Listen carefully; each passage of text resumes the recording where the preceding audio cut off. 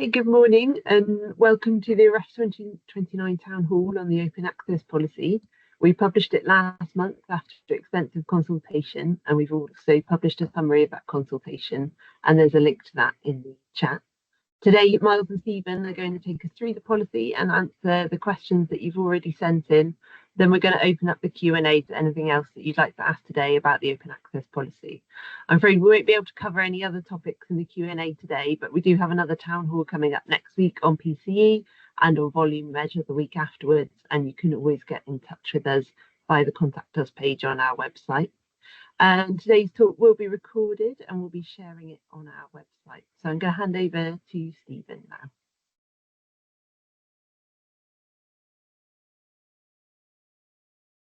Morning, everyone, and add my welcome. So I'm Stephen Hill. I'm Director of Research at Research England and Chair of the REF 2029 Steering Group.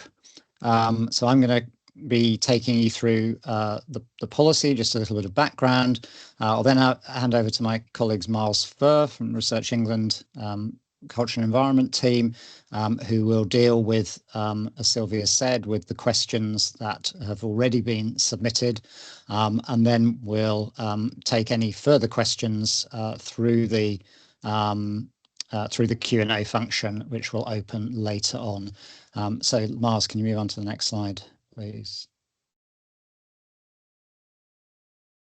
So this is probably background that most people on this call don't need, so I'll skip over this very quickly. But obviously the REF is a process led by the 4 higher education funding bodies. Its aim is to assess the quality of research in UK universities, and it informs the allocation of considerable funding. Next slide. There are a number of changes for REF 2029. The principal ones are listed on this slide, or some of the principal ones are listed on this slide. We're developing new and expanded people, culture and environment assessment, which is currently, as I'm sure many of you know, in a pilot phase. And as Sylvia mentioned at the beginning, there will be a separate town hall on the developments in the people, culture and environment element coming soon. Second substantial change is breaking the link between individual staff members and unit submissions. Again, ongoing work that we've already published the guidance on the volume measure for REF 2029, which is an important component of this breaking the link change. And again, there is a town hall about that policy coming up later as well. And finally, there are some changes on impact case studies, reducing the minimum requirements and so on. So those are some of the key developments for REF 2029. But of course, the topic of today is the REF 2029 open access policy, which builds on and continues from the open access policy we had in REF 2021. So Miles, could you move to the next slide? In terms of how we're approaching policy development in the current REF, as is probably obvious from what I've already said, we're developing policy in a modular way, releasing it when it's ready, rather than a single policy document at the end. And that includes the open access policy, which was released before Christmas. The guidance will all be web-based and interlinked, and it's based on consultation either through stakeholder deep dives or, in the case of the open access policy, through an open written consultation. Next slide. This is just a reminder of the overall timetable for the policy development and the exercise. So we've already had in autumn-winter 24-25, the open access policy, the volume measure and the codes of practice. As we move into this year, we'll be moving through further policy announcements, covering the contribution to knowledge and understanding element and the engagement and impact and element. And towards the end of this year, once the expert panels are in place, they will start engaging with us in the development of the guidance and their panel criteria phase. during the winter, we'll be concluding the PCE, People, Culture, Environment pilot, and that will enable us to publish full guidance in the early part of 2026. And then the remainder of the exercise, just to remind you of the overall timetable, the submission deadline will be towards the end of 2028, and the results will be published towards the end of 2029. Next slide, Naz. Again, I won't dwell on this. These are from the initial decisions document for the REF published in June 2023. They set out the purposes for the REF, informing funding, providing accountability, and providing insights into the health of the UK higher education research system. We have a vision for what the REF is underpinning. Again, I'm not going to read through all of that. And we consider three principal factors in deciding on the shape and approach in the REF: the robustness of the assessment outcomes, the impact on research culture, and ensuring the burden is proportionate. Next slide. So turning to the open access policy itself, we had a consultation on a proposed policy covering deposit requirements, embargo periods, and licensing for journal publications, building on the policy for journal articles and conference proceedings that we had in REF 2021. And we also consulted on a proposed introduction of an open access requirement for long form outputs. So we got lots of really good feedback from that consultation process, from individuals and organisations, gave us a lot of really rich evidence on the merits and demerits of some of the things we were proposing. And our aim was always for that consultation to influence the final policy. The proposals were never intended to be final. And through that input and lots of other stakeholder consultation, we developed the final policy, which was published towards the end of 2024. So next slide, please.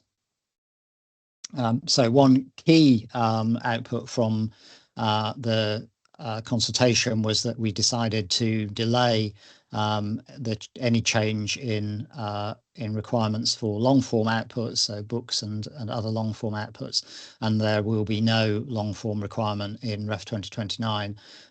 We will be developing a long form requirement for the next iteration of the National Research Assessment, which will come into force from the 1st of January 2029, which is the start of the publication period for the next exercise. We'll be working on that over the coming months to make sure that everyone has sufficient lead time for that requirement for the next exercise.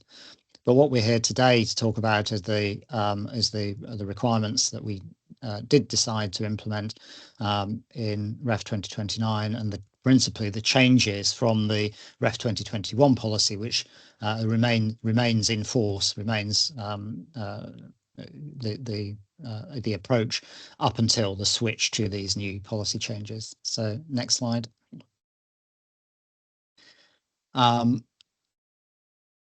So the scope of the policy remains just journal articles and conference contributions, and the changes will come into effect on the 1st of January 2026, so just under a year's time, with, as I said, the REF 2021 policies applying up to this date. In terms of deposit requirements, this is a slight change compared to 2021 in that we're now requiring deposit post publication with 3 months, within 3 months, where we're not published fully open access, with earlier deposit both accepted and supported. So I know lots of institutions have systems in place for deposit on acceptance, which was the REF 2021 position. That's still perfectly okay, but you now have more leeway to deposit up to 3 months after publication. In terms of licensing, we're looking for all content to be as open as possible, whatever route to open access is taken. There's a preference for the most open license, CC BY or equivalent, but we're also the other licenses, CC-BY-NC and CC-BY-ND, are also acceptable as minimum standards for openness. We decided to continue with the proposed reductions in embargo periods. So this is dropping the permitted embargo periods for the main panels A and B to 6 months post-publication, and main panels C and D to 12 months post-publication. That comes down from 12 and 24 months in the REF 2021 policy. This is to continue encourage moves towards more immediate approaches to open access and shorter embargo periods. Next slide.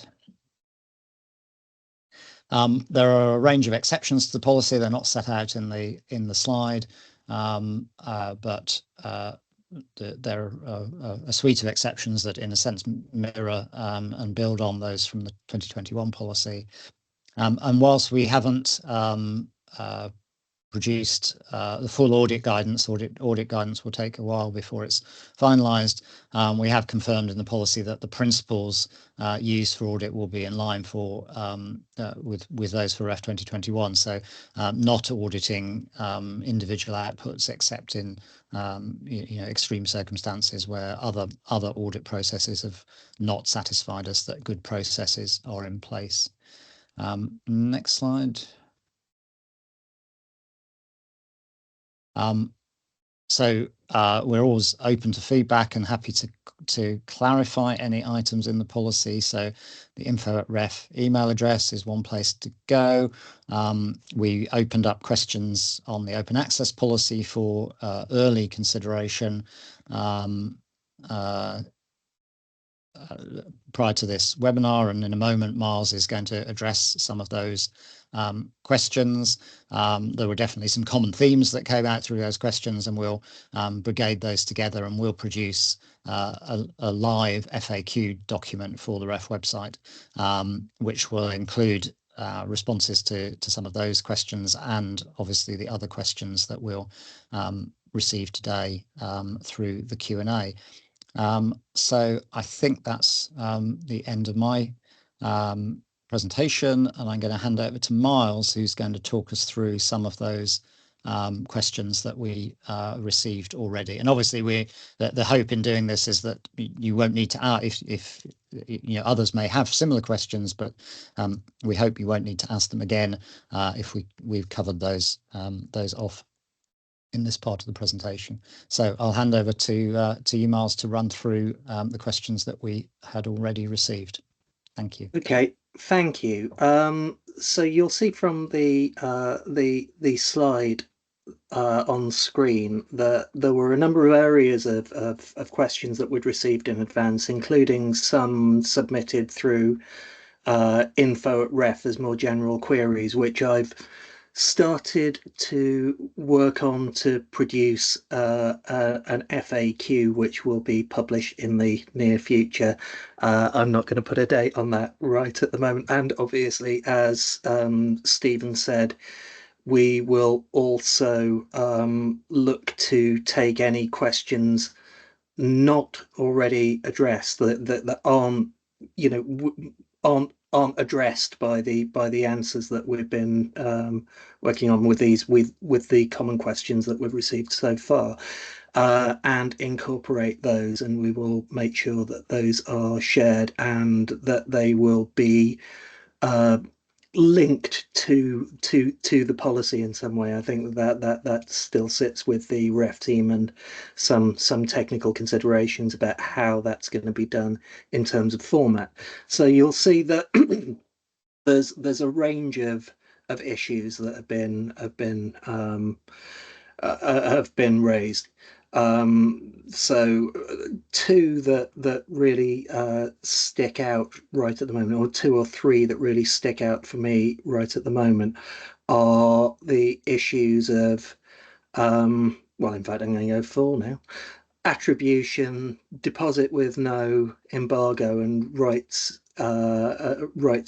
retention, repository sharing as rights reserved, and eligibility for volume measure. And I really want to come on to these in in a moment, and I will work through as much as I can of what we've received so far before we open the Q&A for new questions. So for the issue of appropriate publication, a question or a question that I've produced from the common themes model question is who or what determines the most appropriate publication for exception, in this case 6.2.3 came through in the question. It actually applies more from 2026 as well. How will this be monitored? Will there be limits on applying this exception? Well, I mean, the straightforward answer is, as with Ref 2021, we're not looking to limit author choice in publication venues. There are reasons of disciplinary practice, specialism, publication standard, focus, various other legitimate reasons. Authors may regard a particular publication or publishers as being the most appropriate. So it's really for the submitting institution to determine whether to apply this exception in consultation with the author of the output. Attribution. This is one that I think is bears working through. There was interest in this from several questioners. So there are two of the questions in the period 2021 to 2025 carried forward from Ref 2021 that relate to attribution. The staff member to whom the output is attributed was not employed on a volume contributing eligible contract at the time of submission for publication, or at the point of acceptance, staff member to whom the output is attributed is employed at a different UK HEA. The issue here being that for Ref 2029, there is no attribution of outputs in submission.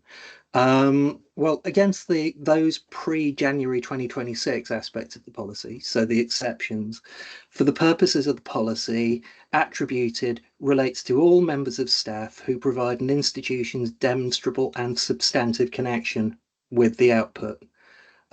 It's been included as it's carried forward from Ref 2021, but just to make really, really clear, and I'll probably reiterate this a couple of times as we work through these questions, decisions are still to be taken on portability. So for Ref 2029, so the inclusion of these exceptions shouldn't be taken as indicative of a decision on portability at this stage. But that will be that decision will be made, and guidance will be available in due course.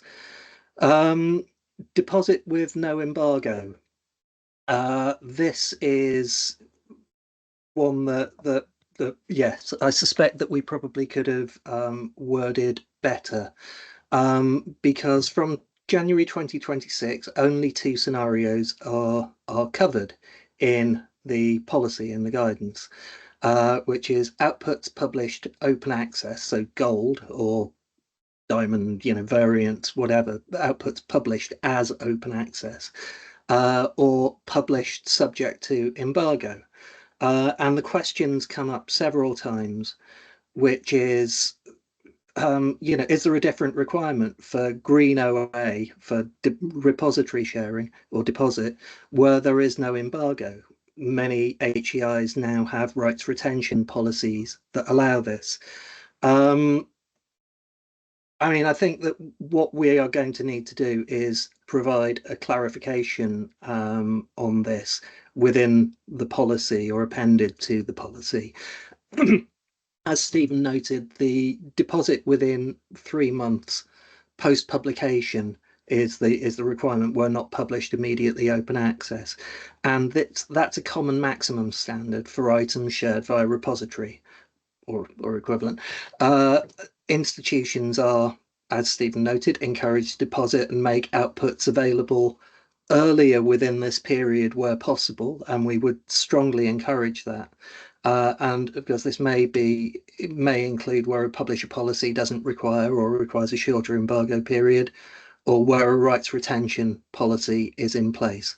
So we will make sure that that is made clear within the policy.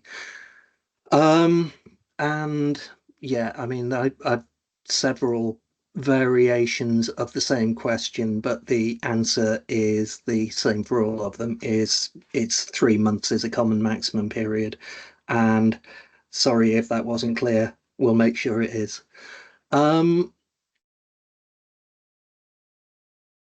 So for outputs published open access,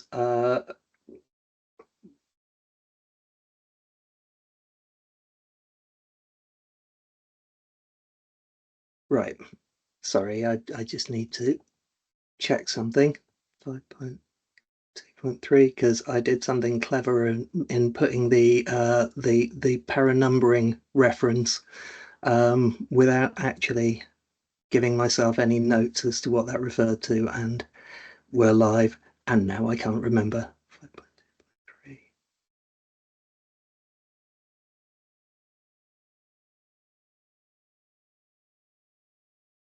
Yeah, this is 5.2.3 and relates to the requirement of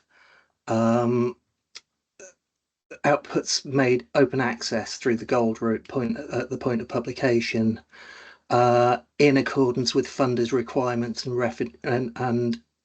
and definitions. Do these meet the requirement of, will meet the requirement of the ref open access policy? The question is, does it apply only to funded outputs rather than all outputs published open access via via fully open publication, or is the reference to funder requirements more for guideline and comparison purposes? And yes, the latter part of that, it applies to any output that's been published through the immediate open access route, as a result of funder requirements or through author choice. In these circumstances, the output is compliant with the funder's requirements. There's no, were its requirement as a result of funder's requirements, the output is compliant with the funder requirements, then there's no further steps required to be eligible for submission to Ref 2029. Sorry, that was slightly garbled because I conflated that with the next question, which is what type of evidence, what are the expectations that the institution will be able to confirm the output was immediately available open access? And straightforwardly, if the author or institution is pursuing the gold OA open access route, that's sufficient for ref eligibility. We wouldn't consider an output ineligible if a publisher failed to make it available on time.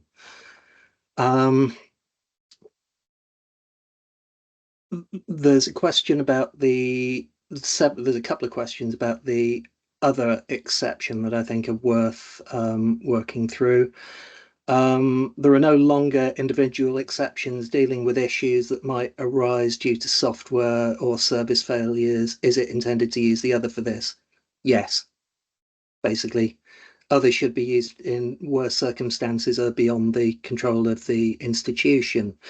The second question pertinent to this is exceptions in both, the period to 2025 and post January 2026, so 6.4.1 and 8.4.1 cover personal circumstances, the other exception, e.g. parental leave or long-term ill health. And this is pertinent because the questioner notes that the use of these contributes to an audit trigger.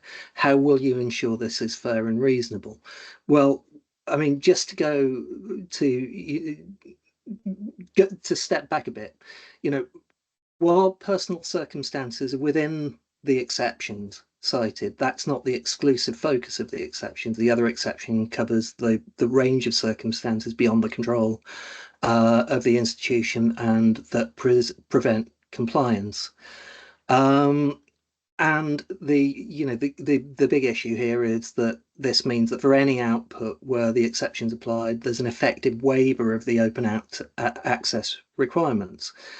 As the question notes, the audit guidance that we've given, the high-level audit guidance, in advance of the audit policy having been determined, notes that use of the exception as a high proportion of all exceptions might be a trigger, and I think it's might is a key word there. Might be a trigger for audit. It might be indicative of underlying issues or of an institutional strategy towards applying exceptions and might warrant further investigation, but it might not. Any audit triggered will look at the appropriateness of the use of the exception and the extent to which it's been used, rather than to assess the circumstances itself. I think that's really important to note, that this isn't going to be investigating individuals' personal circumstances, nor applying any penalty around that.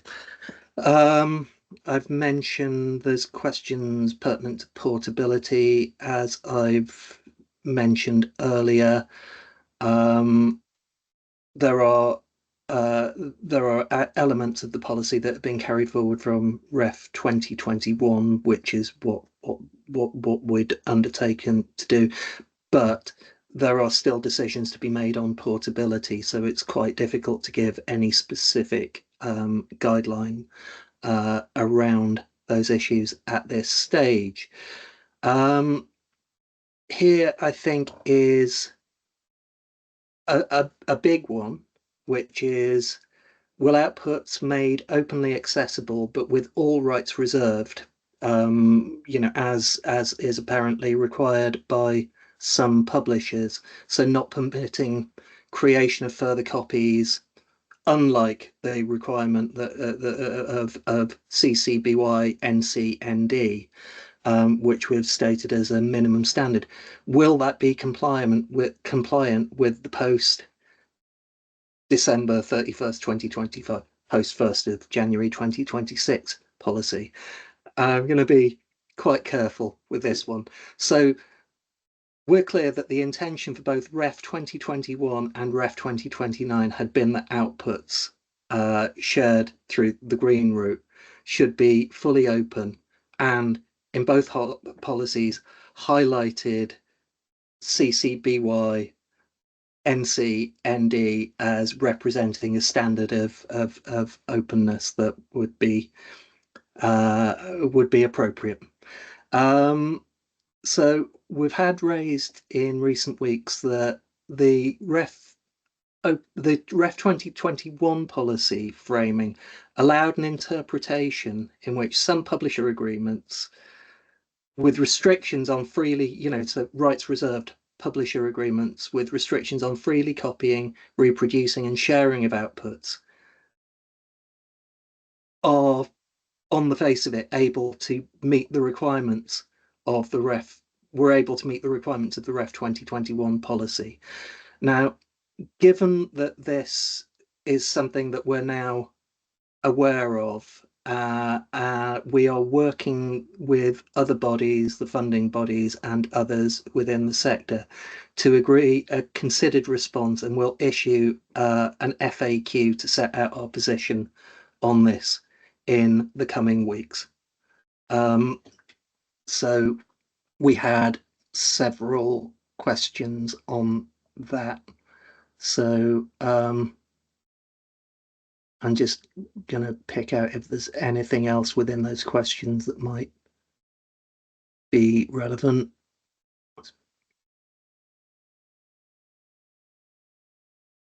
No, okay.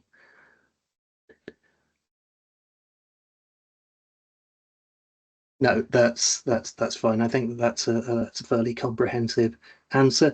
We've had I've been told I need to wrap up by a certain point in time, so I'm gonna try and zip through a few more of these and make sure that I hit the marks that I was most interested or I thought was most important to get. But there's one here uh, which is around software, which is it states Creative Commons advises against using CC licenses for software. Which software licenses will meet open access requirements where software is submitted as an output? Um, all of them, because there aren't any open access requirements on software. The open access policy only covers journal articles and conference proceedings. So institutions are and researchers are encouraged to make software available as openly as possible using any appropriate license, but they're not required to do so through this policy. Okay. Ooh, zipping through these. That's good. Supplementary info. When, if at all, would supplementary data or information associated with an output be considered part of that output and also required to comply with the policy requirements, with the open access policy requirements? Straightforwardly, supplementary information and data aren't part of the open access requirements. Yeah. Oh, the tolerance banding. There's a number of questions on this, but they all have pretty much the same answer. Please, could you confirm that the tolerance of non-compliance is applied at unit level rather than at unit policy level? It appears twice in the guidance at 5.6 and 7.8, which is a little confusing. Well, yes, it's applied at unit level. It's mentioned twice because the sections referenced relate to the two time periods covered before and after the new policy regime in January from 2026. There is also a question about whether or not the tolerance calculation applies to the whole submission between 21 and 28 or separately to each of those separate policy periods. It's a 5% tolerance band across the submission period as a whole rather than to those two separate periods. It was highlighted, I mean, it was usefully highlighted, not that it made any difference to the response, that actually if it was taken as being two separate periods of application, if that was how it was applied by any institution, that could have an adverse impact on the overall number rounded up to the nearest whole, or rounded to the nearest whole, the number of outputs that might represent. And in the FAQ, I'm actually going to use the calculation that was given because it was a very good, very clear one. So thank you to the person that sent that in. Underpinning research, is there a requirement for research underpinning impact case studies to be compliant with the REF open access policy? No. There's no requirement for research impact case studies to be compliant with the REF open access policy.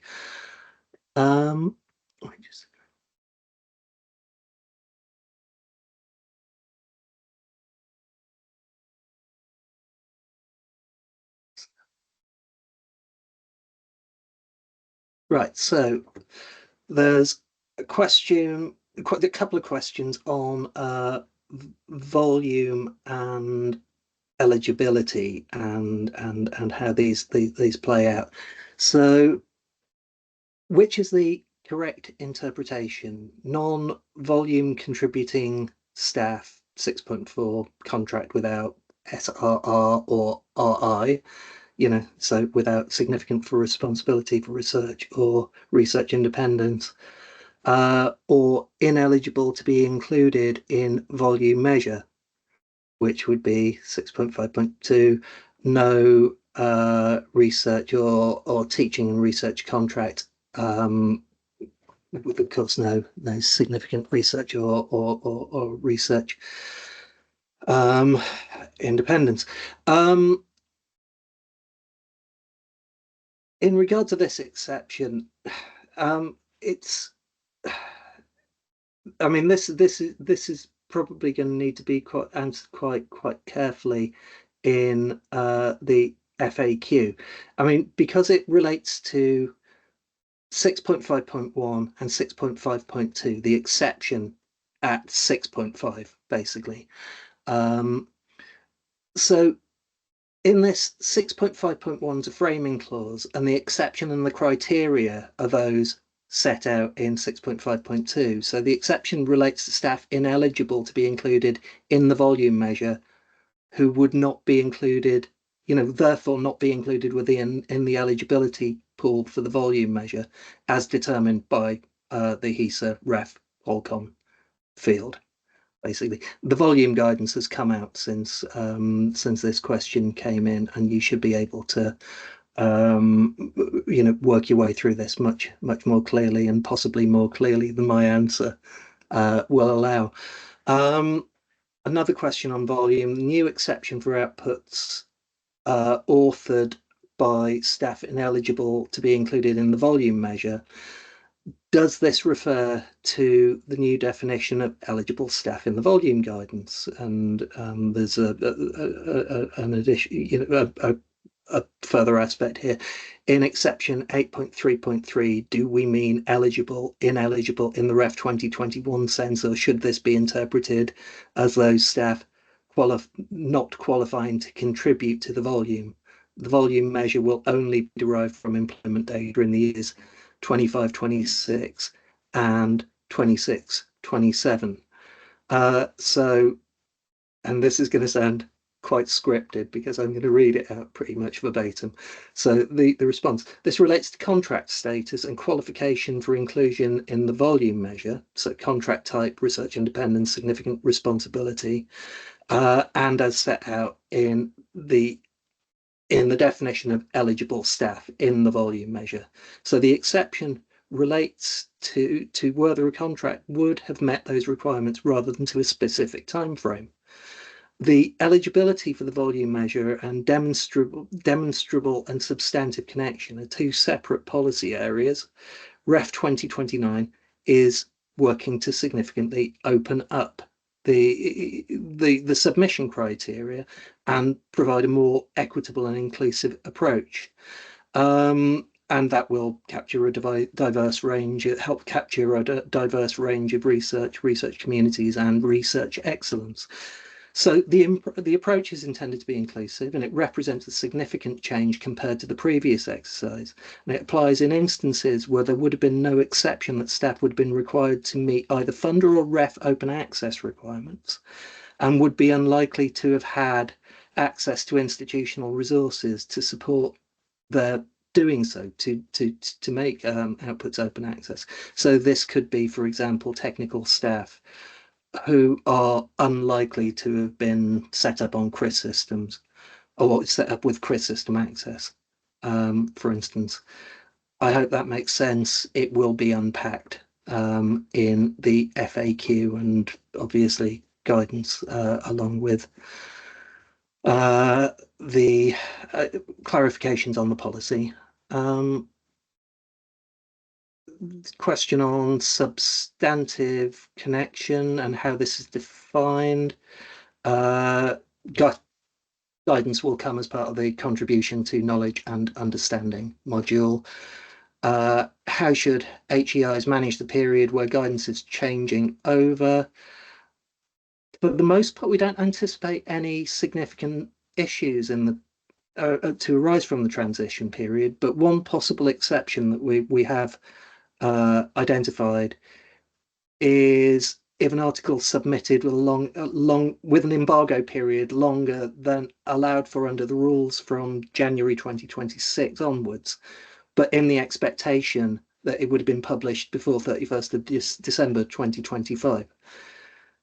And there are delays in publication beyond this date.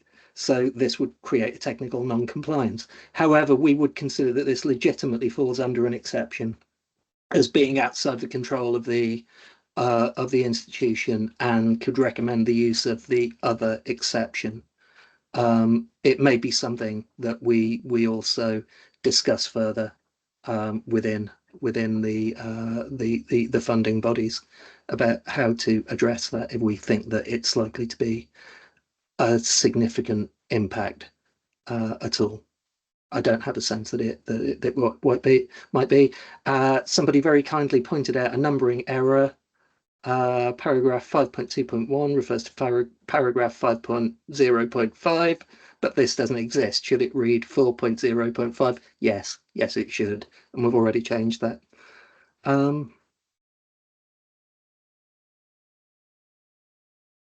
I think I've gone slightly over the time that I was anticipated to, so I'm going to turn this over to you. There is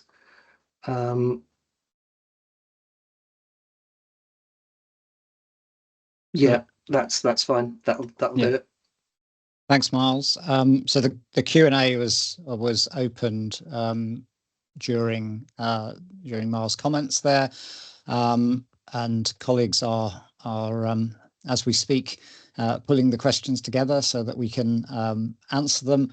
I've got one already which I'll answer. Hopefully there'll be others coming through, and just to say, if there's any clarifications around anything you've already heard as well, then happy to cover that. So the first question that's come through is, has Research England, I assume the questioner means the REF team or the 4 funding bodies, contacted publishers about the reduction in embargo periods, and have they agreed to support this policy for the REF, or are authors' institutions just expected to address this through gold OA publication rights retention policies? If a publisher pushes back, where does that leave the author new OA submission? So we haven't been lobbying publishers to change their embargo periods, so that's not been part of our process. We did have some publisher input into the open access consultation. In terms of complying with the policy, there are a number of routes available that are indicated in the question. Clearly, there is the selection of a journal that has permitted embargo period. There is the use of a rights retention policy to enable publication of the author accepted manuscript without an embargo period. There is, of course, open access publications, either through payment of a article processing charge through a read and publish agreement, or through a Diamond open access journal platform. So all of those options are available. There also is, where none of those are suitable for whatever reasons, there is, of course, the tolerance band available, so that permits some outputs to be eligible without meeting the open access requirements. And then finally, there is an exception, and Miles referred to a question that we'd already had about the appropriate publication venue exception, but that exception would allow an output where there is really very limited choice in publishing that particular work, and it's not possible to meet the open access requirements, then that exception could be used. So I think across all of those different routes, I think it's possible for authors to navigate their publication irrespective of publisher policies around embargoes. Are there any other questions, Sylvia, that have come through yet? Some questions have come through, Stephen, and we can kick off with when can we expect decisions to be made regarding the rights reserved issue that Miles was speaking through, and on portability? So what was the first part of the question? Your audio dropped out for me slightly, Oliver. the rights reserved issue that Miles was speaking through around the licensing. Right, yeah. We expect to have published the FAQ in the coming weeks, so it won't be long at all. And in terms of decisions on output eligibility for staff who have changed institutions during the ref period, then that's an active area of policy development.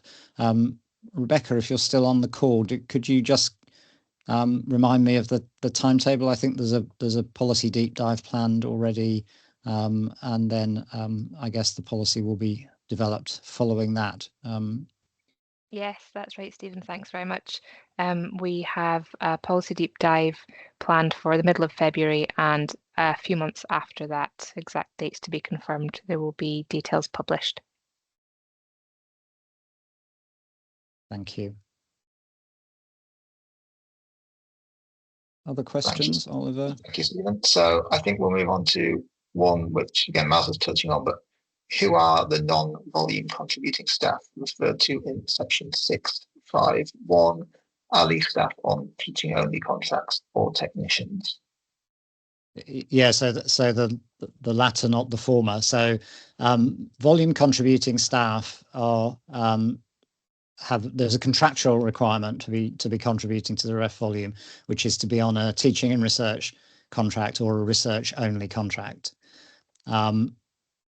As we've already said in the initial decisions to the ref, that outputs can be sole authored by anyone who has a substantive connection to the institution, irrespective of their contract type, actually with the exception of teaching only contracts, where we have said that outputs produced by people on teaching only contracts are not eligible.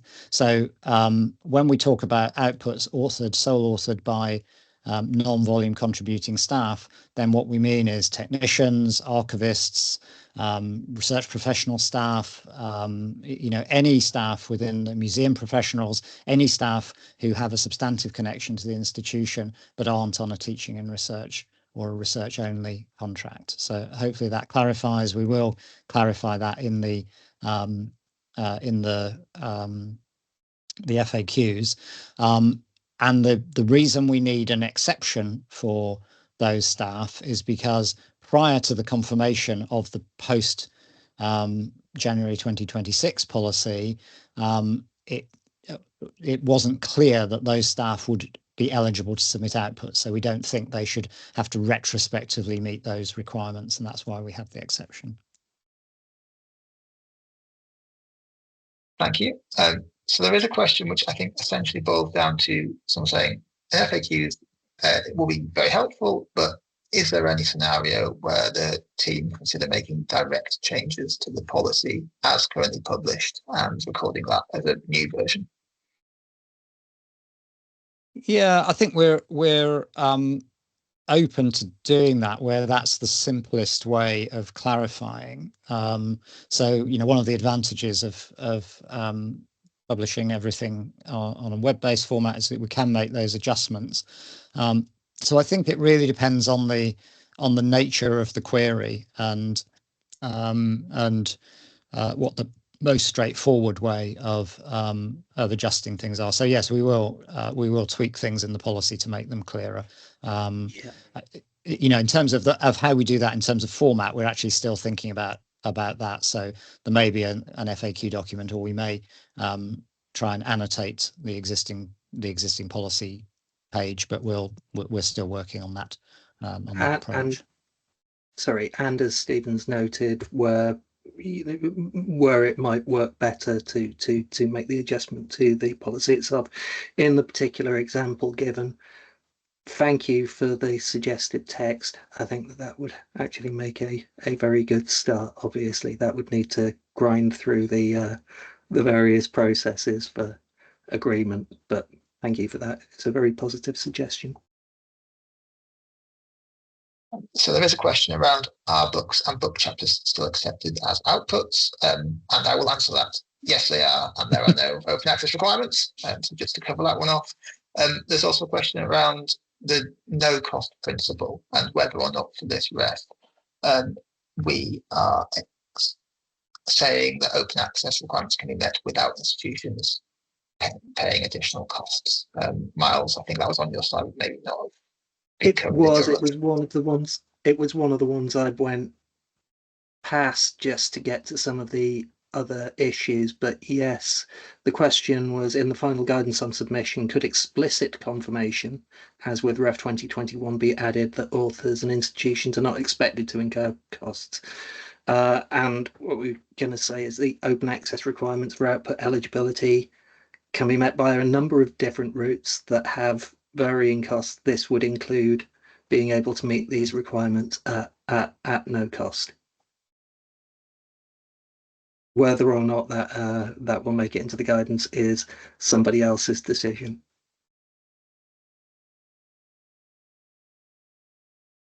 Yeah, I think it's implicit in the range of options that as I've answered one of the previous questions, the range of options that are available, including the tolerance band and the various exceptions. I think it's implicit within that some of those routes have zero or very low incremental cost.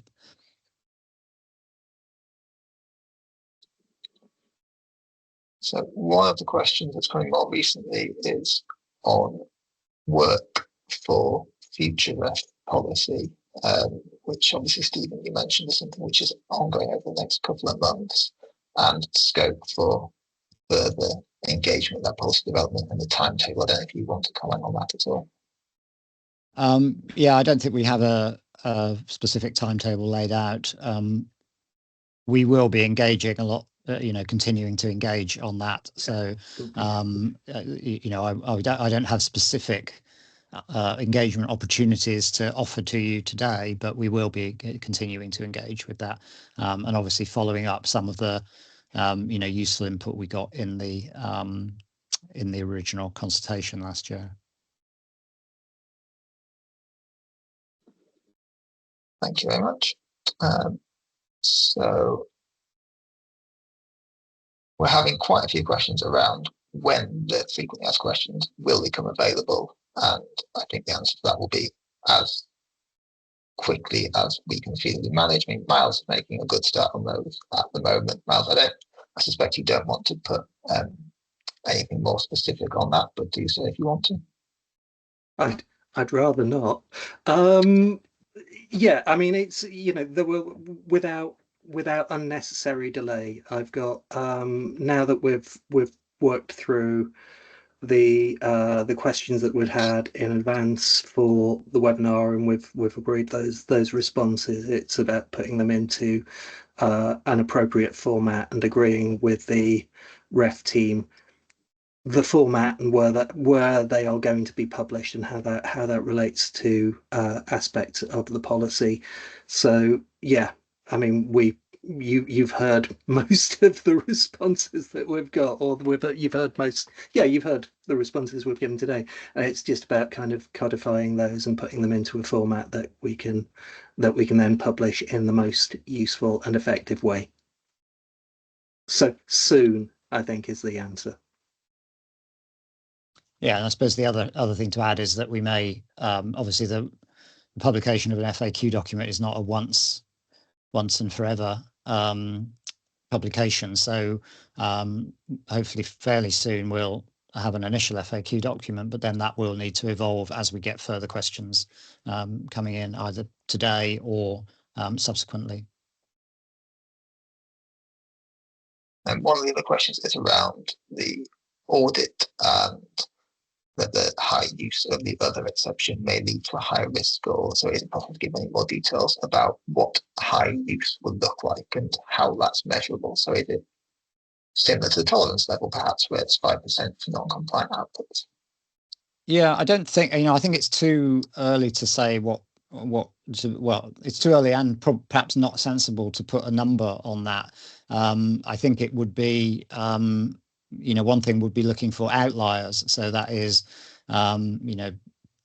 submissions that have made considerably more use of that exception than the average use of it. So, yeah, I think it's a relative measure, but we will be, there will be further work done on the audit guidance.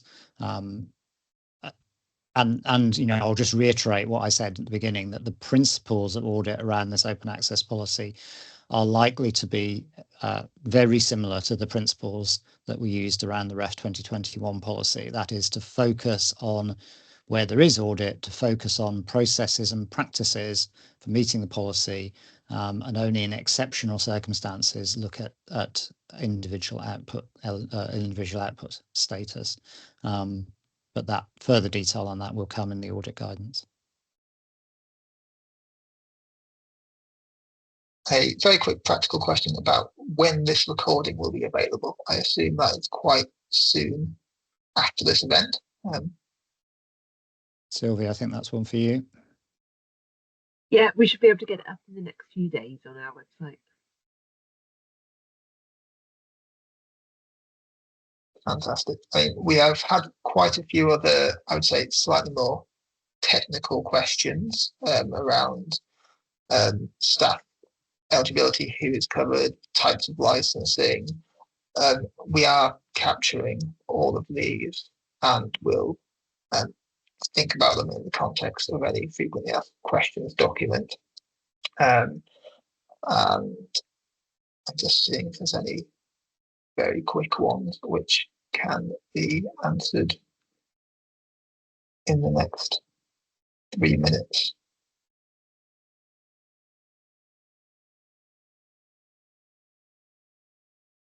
So there is a question around the expected response of publishers, and will they essentially be reducing their article embargoes? Is that expected in line with the shortened embargoes of this new policy? It's difficult for me to answer that, not being a publisher. But I would say we don't have any particular expectations around that, and I'd refer back to my previous response that there are a very wide range of routes for meeting the requirements of the policy, so that you know, I think the policy can be adhered to irrespective of the response of publishers.